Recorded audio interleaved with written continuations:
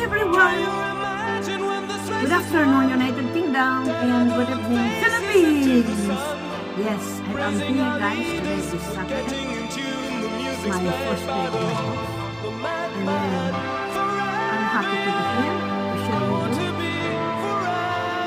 Saying here, hope your weekend full of rest, making memories, little treats, and all the things that make you smile. Yes, smile. Keep smiling, ladies. Huh? Keep smiling tayo. You know why? Always remember, life in this world is always unfair. So, don't get serious your life. You might not succeed. Kasi, pag lagi kang serious, magkakaroon ka ng anxiety. And after, pag mayroon ka ng anxiety, stress ka, lahat ng sakit kakapit sa iyo. Kasi hindi ka makatulog, palagi na yung ulo mo. Kaya, keep smiling. Smiling lang talaga.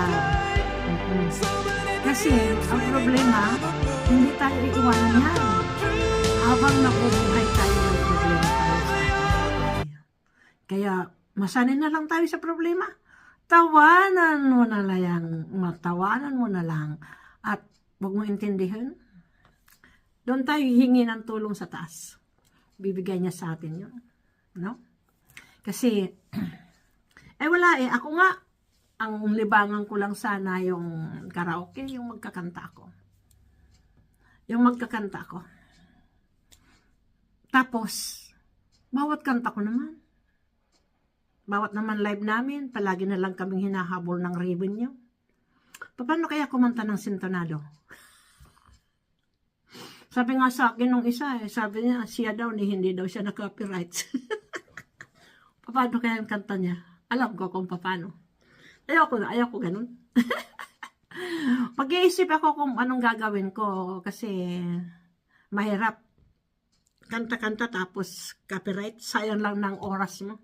You're wasting of time and wasting of saliva because you are singing, and then at the end of the day you will see yellow triangle saying issue, and then sabihin all earnings ay di sayang lang ng panahon, and then sayang lang ng boses mo ng kakakanta, no?